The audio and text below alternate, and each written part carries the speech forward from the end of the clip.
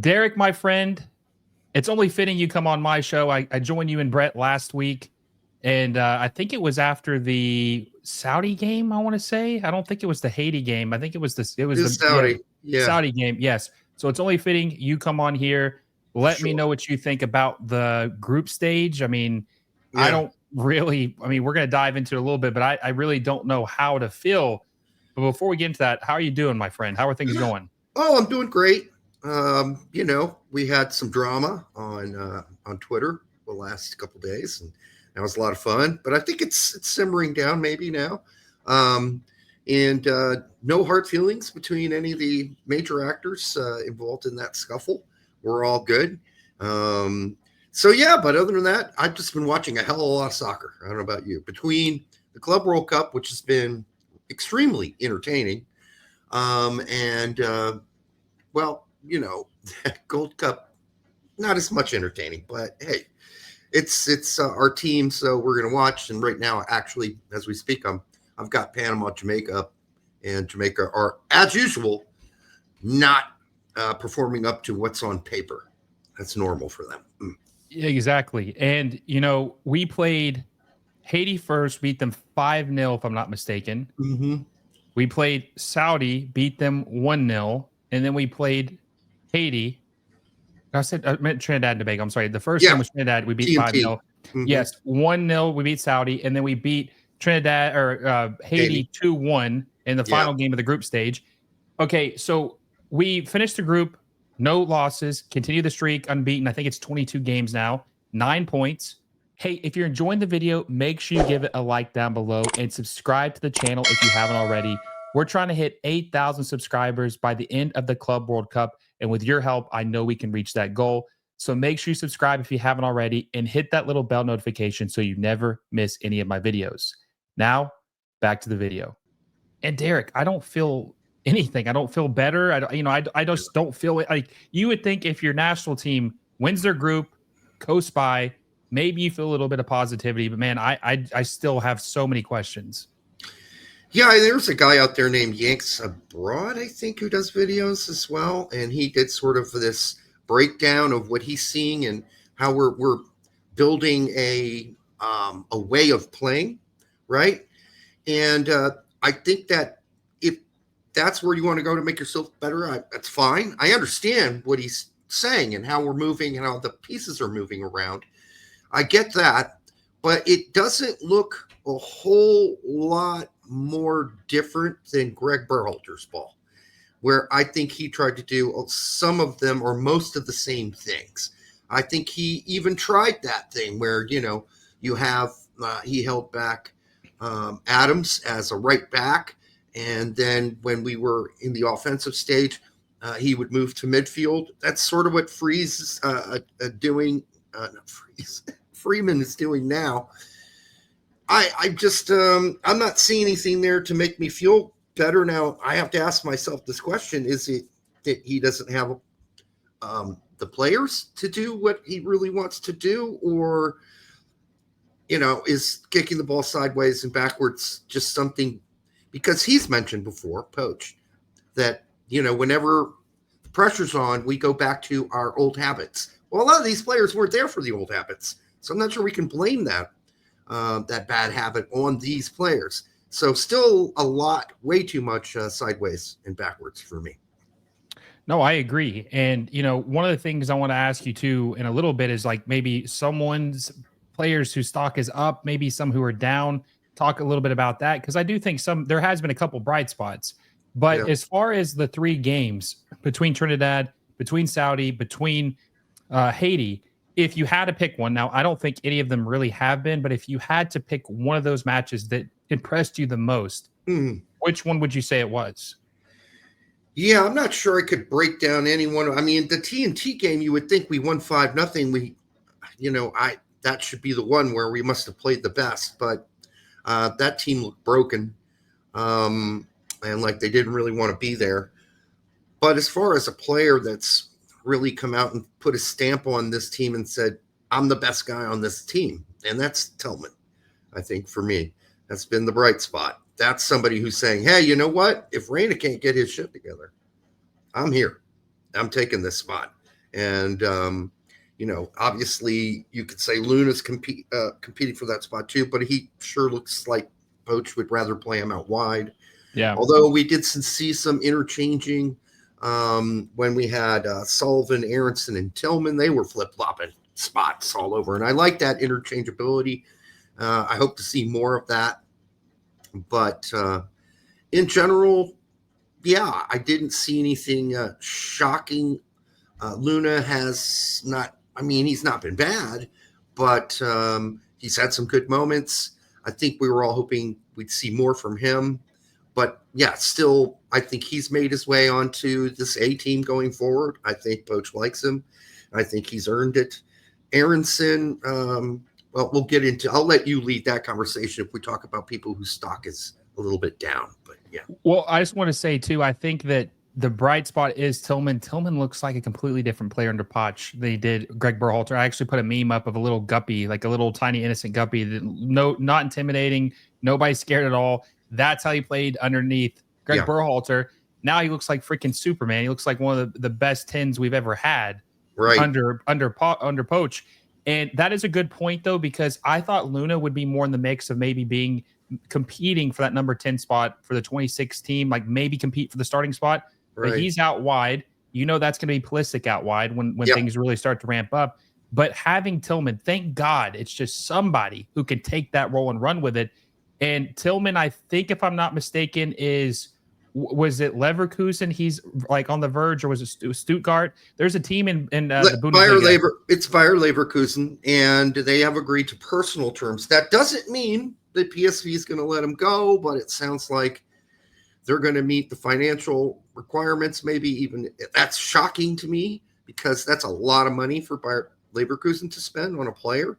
So I'm glad they've reached personal terms with him, but they still got a bunch of money though recently with selling Wirtz, right? They sold him for like $130 million, I think, to or euros to Liverpool. So they have a little money to spend. They do. So maybe that's where they're going to spend 30 million of it, right, on Tillman. And it could be PSV wants even more than that, but that seemed to be the going price they were looking for before.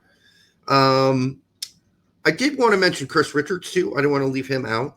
I'm going to talk about guys that shined and have really kind of claimed their spot going forward, as if we had much choice, right? But shockingly, Tim Ream has been pretty goddamn solid too. And I know he's an old man, but obviously he must be doing something in practice, and certainly it's showing up in the games too.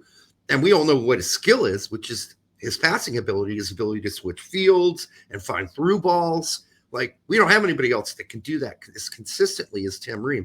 But I think that's sending a message to the rest of the center backs that are in camp and maybe didn't even make camp. Like, old man's still here. You're going to have to push him out.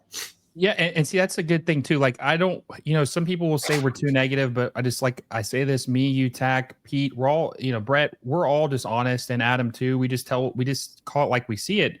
Right. I'm going to give the flowers to Tillman. I'm going to give the flowers to Richards. Two guys who always perform good for club, never deliver for the red, white, and blue, but that it seems to be changing. Yep. That is one positive thing we can say about this camp so far. And honestly, the fact you can take any positivity away from a Gold Cup, we all don't really, I don't want to say like we don't respect it, but it's watered down. Let's be honest. I mean, it's not, it's nothing special, right? It's not. Right. If you lose it, it's bad. If you win it, it doesn't matter. So it's kind of a lose-lose, right? Right. But seeing improvement is the most important thing. So let's go ahead and get into what you just mentioned a second ago. Players whose stock is down. I just want to say the one guy for me, the poor bastard, Matt Turner, loses his job, gets moved to Lyon. They get relegated. They're going to be in the second division. I actually feel bad for him. I do too, but it also seems to me your agent should be doing some research. Because, this is something that's been talked about and murmured for a while, that they might be in trouble and they might be penalized. So I don't know. At this point, maybe he just follows them down to Ligue 2 and goes ahead and plays there. You know what I mean? Because, unless he can quickly find something else, which is possible, I suppose. I just don't know where that is. And one of the reasons he was going there, they had American ownership. and they sought out Matt Turner to rescue him from his dismal situation. Are there other American owners? Yeah, there's plenty of them. I just don't know who's willing to gift him a spot right now. And even if he finds another team, there's no real guarantee he's going to play. But yeah, you're absolutely right. His stock must be in the toilet right now with Poach, because obviously he's going to probably stick with Freeze, I think, going forward. And the other guy whose stock must be absolutely in the trash is Mark McKenzie. Well, real quick for you, before you mention Mark McKenzie, I just want to ask one more thing about Matt Turner. Do you think that now that they're going to be playing in the second division of France, does Matt Turner try to get a move to MLS? Is that better than playing in the second division of France, in your opinion? Yeah, I think so. I really do. I mean, I'm not going to have that debate that everybody likes to have. Well, from Ligue 2, it's kind of like up there with. It's not that great, guys. It really isn't. Be better off in MLS. He'd have more competition in MLS. Face better attackers on a week-to-week basis. I mean, the attacking talent's better. It's not bad in MLS. It's the defending, but he'll be challenged at least in MLS to a certain degree. No, I agree. He will be, and playing in League 2. I mean, like, maybe the top few teams that get promoted are fine, but it's a pretty bad league once you start hitting below that. A lot of almost semi-professionals there. So I would go ahead and see if I can't move somewhere in MLS. Question is, who wants him in MLS? I'm not even sure. Who has a goalkeeper right now in MLS that's really complete garbage. That's where he would need to go.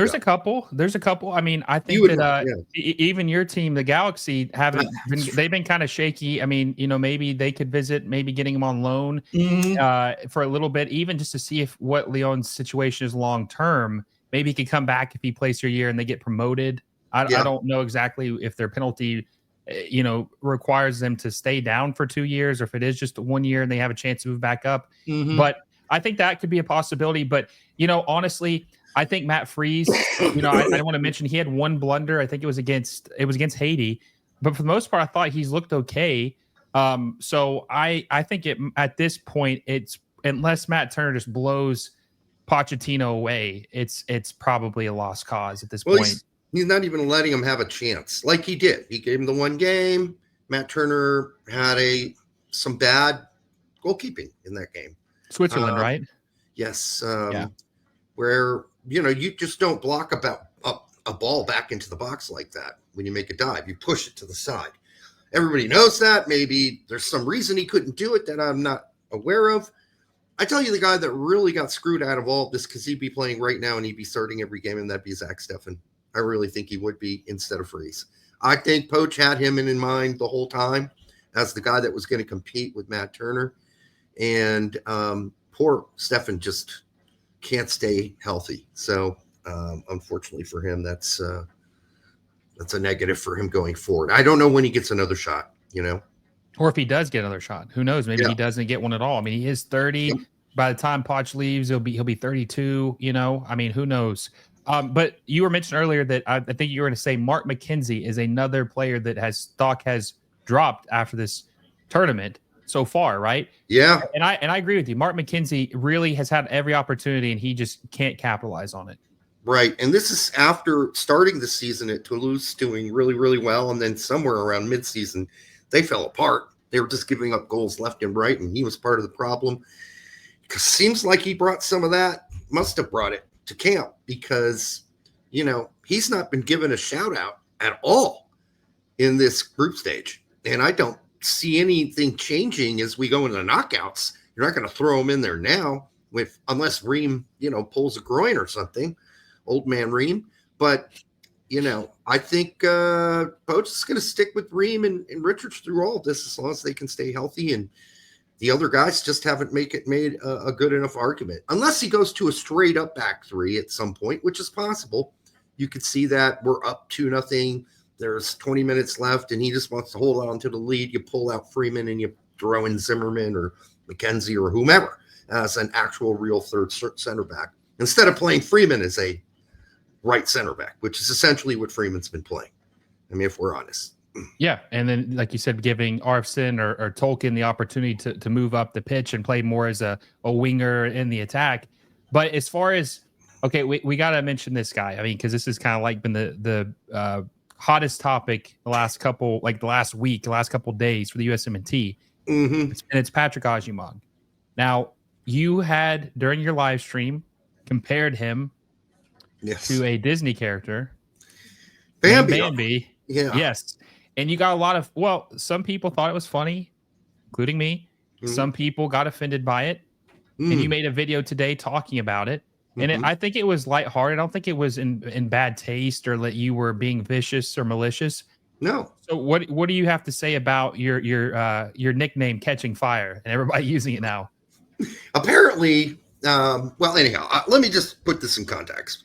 Our show has been friends and have known Max Bretos for a really long time. And he's the one who mentioned in his own video concerning people out there, certain people that people watch, he says, are using terms like Bambi and baby giraffe, which is also, that's the first one I came up with. It just hit me and struck me. So the fact that he used both of those, I was like, is he talking about me?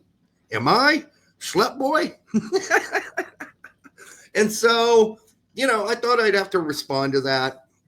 And I still don't know. I haven't cleared that up with Max. There's no ill will between us. So I know Brett was texting me earlier today saying, hey, you got to clear this up. Everybody thinks there's some brouhaha going on. Well, there isn't. In fact, I sent my well wishes to Max as he left today on the plane, and we're good. So, and then with Alexi jumping in, I'm not sure what his comments even mean, actually. Hey, chill. I don't know. A bong will be fine. The point being, when we're calling a live game like that, that seemed at the time a perfect metaphor to describe how Agyemang looked on the pitch, which was awkward and off balance and falling down a lot. And it wasn't meant to be personal or nasty or anything like that. And I was more concerned that people were attacking Patrick on his own Twitter page. To me, that's not nice. That's kind of nasty. But as far as simply describing his style of play as sort of Bambi-esque, I think that was fair. And it's not, if that's nasty these days, if that's a nasty comment, where are we here as a culture? If that's seen as, a horrible thing to say. We're in trouble. Yeah, I guess we're in trouble. We might as well just not even talk at this point. Yeah. And, I'm sure, and I've only heard very nice things about Patrick. And I know that you were given warnings too. Hey, you're being too, people listen to what you say. And they take your, what the cues from you. And then they take it a step too far and they get nasty about it. I can't be responsible for everybody that is subscribed to my show or listens or come across my I can't be responsible for them turning something innocuous into something nasty. That's on them. If they want to turn something fun and kind of metaphorically, it's just a joke, into something nasty, I can't stop them from doing it. I'm certainly not telling them, go be nasty to Patrick Agyemang, because I'm not. So that's it on that one. And I hope if he goes to Derby, which is the rumor, and I think he probably do pretty well in the championship because big guys do well in the championship, a la Daryl Dike, right? Yeah, so I agree with that. But I want to touch on that too about Agyemang is I think one of the biggest reasons of frustration from you, me, and anyone who criticizes him is we see a guy who is 6'4", huge striker. And a lot of times when a striker's big, they're normally slow. He's not slow. He's got pace. He's a fast guy. So when you think of big and fast, you think of, okay, this guy is going to dominate Trinidad and Tobago. He's going to dominate Haiti. He will have a good game against Saudi. And maybe it's unfair to have crazy expectations for him, but I just think that kind of like what you said, when you see a big guy like that fall down so much, you're kind of thinking, how does he get manhandled like that? Or how is he so, like to you, what you said, clumsy? I think that is the reason why we're frustrated. Let's be honest, okay? And that's what we always try to do. If we had a striker who could finish and was competent in that game, they could have had 3 goals easily. Hat trick against Haiti. Yeah. There were so many goals he should have made that he just didn't make. Right. The breakaway, for instance, another good example. He kind of reminds me of like PFOC, but with a lack of balance. And that's seems like a heavy, nasty, mean. It's not a mean thing to say. It's just if I had to compare him to another player, he's built like PFOC, right? I mean, he's a strong, large mammal, and you're right. I don't know every time why he turns, he falls. But I also don't know why he has such a hard time holding up the ball. He's had a lot of good passes into him. There were a bunch from Luna earlier in the tournament that he just lost it after one touch. And this is, again, it's not personal. As you said, we're just trying to give you what we saw, what's true. And I've seen big guys in my life who are not quite as big. I think McBride's 6'1". Well, I watched him play for Fulham for years. I caught every game I could back then. And I watched him on the U.S. men's national team. There's a guy who could hold up the ball and had great balance and knew his limitations. Like McBride would say in interviews, even back in the when he was at Fulham, hey, I know my limitations. I'm not dribbling by anybody. No one. There is no hope. I am slow, but I know where to be in the box. I got a good nose for goal, and I'll try to be in the right place at the right time, and I can hold up a ball and distribute it so we can get moving forward. So I think that's something that Agyemang's going to have to learn. His limitations, too, because at the age of 24, your technical ability really isn't going to get much better. Kind of are who you are technically by the age of 24. You're pretty much who you are technically by the age of 18. I mean, and others even earlier than that. You're not going to gain that much more technically. What you will gain is what McBride did gain, and that's soccer IQ, an understanding of your limitations, a better understanding of your role within a system. And all that's really important, and he can still get all those things, right?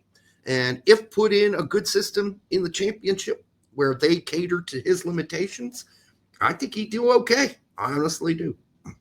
And I don't think, well, I know this. Neither one of us, Brett, Tack, are actively rooting against him. Nobody's wishing him to do wrong. We just want him to be better. Right. We just see opportunities. We have expectations, which, God forbid we have those, right? Right. And we just want him to meet them. Like we see opportunities. We've been watching this national team for a long time. We know the type of player that we expect to be able to finish these goals, score. And the biggest red flag for me, and and we'll move on in a second to like what's coming up. But the biggest red flag to me is that if he struggles to score against Trinidad, which some of these guys play for semi-professional teams, they're not even playing on real clubs or semi-pro teams. You can't score against Haiti, finish these, have clinical finishes. How is he supposed to do that against Mexico or Canada or, God forbid, a Portugal or Netherlands? How is he supposed to do that? It's going to be rough going. I would also finish with this. I see a lot of people out there backing Agyemang. That's fine, but if you want to back him personally, but to say that this is a player without faults, I will also say it is not his fault that he has to start. I suppose you could start Brian White, but we haven't seen much from him either. He sucks. When he has played. Yeah, he's a solid MLS player. He's done very well for Vancouver for 3 seasons in a row, but he's not national team quality. That's just the truth. But then you have to ask yourself, well, we got Downs there. Well, Downs has been injured. He couldn't even play in the last game. So that left us 2 guys. So I don't hold that against Patrick Agyemang that he's playing. That's on Poch. Poch should have done a better job assembling this roster. There are guys left off. I don't know. I don't want to be one of those, Sergeant this and Sergeant that. But this would have been, I couldn't think of a better opportunity. Just as we're doing with Tillman right now, building his confidence on the national team. What better opportunity could you have had to find Sargent's form for the national team, to build his confidence on the national team? I don't know what Sargent did or said or didn't do when he was last with Poach, but I can guarantee you this: Poach ain't impressed. So, and it could have been that wimpy ass attitude that Sargent came into camp with. If you watch that interview for his club team, when they were asking him, at Norwich, they're like, are you excited about going to play for the national team? And he's like, well, I'm a little nervous. I'm a little nervous about it because, I know I gotta produce now, so I'm a little nervous. Don't say you're nervous. You say, hell yeah, man, I am pumped up to be back on the national team, and I intend to go out there and bust my balls and score goals for my team. That's the attitude we need. So he went on and said, well, I'm not really the man on the team at the national team. Yeah, you need to be the man, dude. You need to start thinking you're the man. You're the man at Norwich. That means you can be the man at the men's national team too. What is this wimpy ass attitude? So anyhow, maybe that's what Poach saw. A guy kind of who's a little bit gutless and puts too much pressure on himself. I believe when you and I are talking in a year from now, or a little bit less than a year now, because the World Cup would have started by now, there will be a player or two or three that we would have thought last year would be on this national team for 26 that will not be on the team. Poch is playing by his own rules. He's got his own guys. All merit and everything else we think about the certain players and their profiles out the window. He does his own thing. He's got his own favorites. So great. I think there's going to be a lot of surprises. But speaking of the Gold Cup finishing, we're going to play Costa Rica on Sunday. Mm-hmm. That's going to be the first real test we've had since our two friendlies. Yeah. Costa Rica is the best team we will have played so far in this Gold Cup. How are you feeling heading into that game? I'm nervous. I think it can go either way.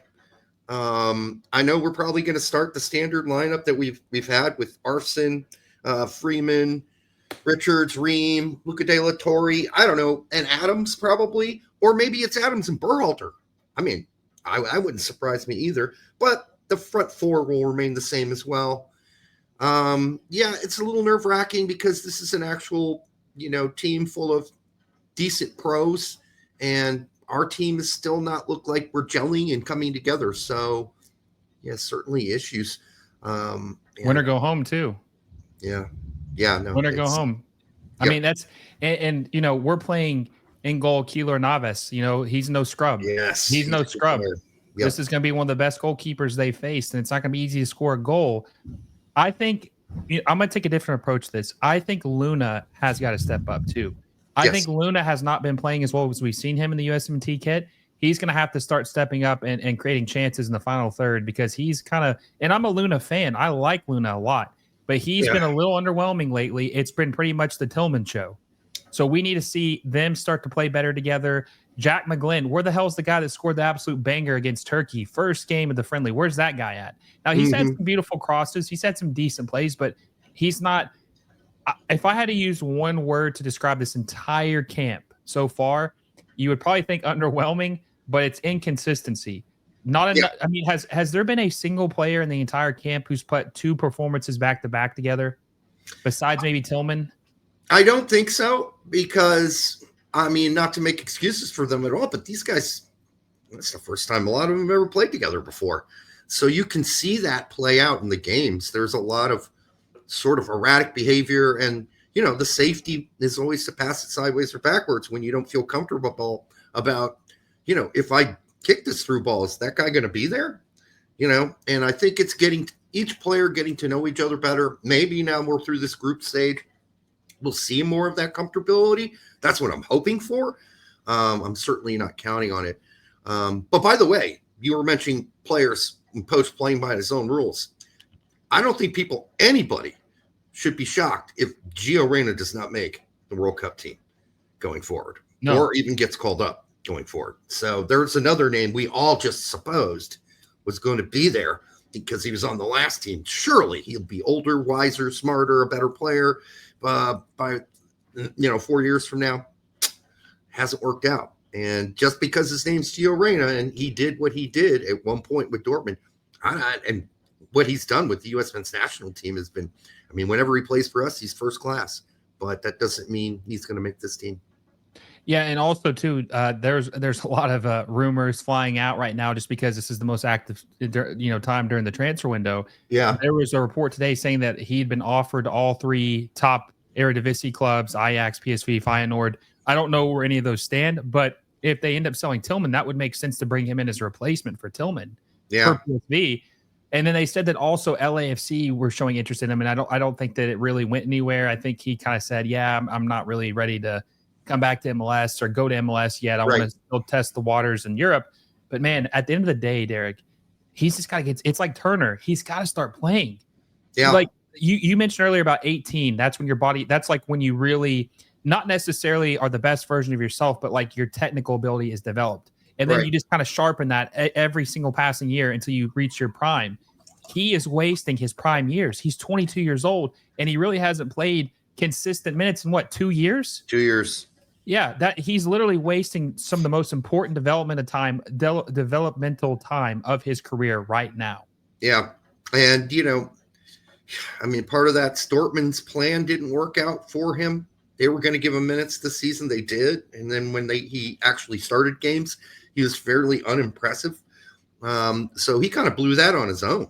When he did get starts, where was he?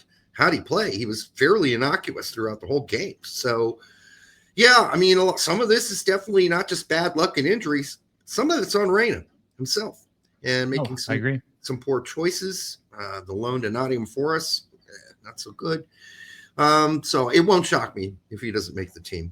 But, hey, let's hope we win tomorrow. That's go ahead. What would you say your one word is described so far? Like if you had to pick one word to describe this whole camp, mine was inconsistent. What would be your one word? Well, and I've used this word before, but for me, it's flaccid. And I know that's often used for describing other things. Yes. But I just haven't seen us get up for anything, really. Like really come out firing on all cylinders. And again, I explained before that could be because these guys don't really know one another very well. So it just looked inconsistent, as you said, but also confused, a little muddled. And it's hard to go out and, even though you might be giving 100%, to make it look like you're giving 100% when there's no real cohesion between the. And also, there's a little bit of joysticking going on here from Poch, and that can sometimes make players a little uncomfortable as well. But you can certainly see that. Players know they're not allowed to move up, whether there's an opportunity or not. Freeman's not moving up the field. That's just not happening until the second quarter in the other game, second half, where he was finally allowed because we needed a goal to move forward. But other than that, he's basically a right center back. It's very formulaic. I can pretty much predict how we're playing and what kind of passes we're looking for and how we're trying to disassemble the defense. And for me, if I'm the other guy, all I got to do is watch the last 3 games, and I know exactly what the United States is going to try to do. It's all there. And that's where that Yanks abroad guy, he broke it down and he got it all right. But I don't know why he's excited about that, because it's not all good, right? It's very, very predictable. And that's been a problem now for us since Berhalter, predictability. No, I agree. Derek, I appreciate your time, my friend. Make sure you check him out at the Straight Red Card, which goes live every Monday and Thursday. And I'm pretty sure you guys do a live watch along unless Brett's at a barbecue, right? You pretty much you do a live watch along for every USMNT game. So make sure you check him out. And do you have any final thoughts before we go? Hey, man, I think that all of us are I agree with you. We're all just trying to be real honest here. And I just hope people don't take offense if, they can see that we're being fair and honest and as objective as we're trying to be. And that goes for your show, my show, Pete's show, Tech's show. I think we're all trying to be objective. Obviously, our opinions come with subjectivity as well. But I just hope that people can see that through that and just don't think we're a bunch of haters, because we're not haters. So anyway, wish them all the best. We will see what happens. We will see if the USMNT can put things together, maybe win this Gold Cup. Let's hope. To be determined. We will find out soon. Sunday, Costa Rica is when the real test starts. Hopefully we win. Until next time, guys, I will see you all soon.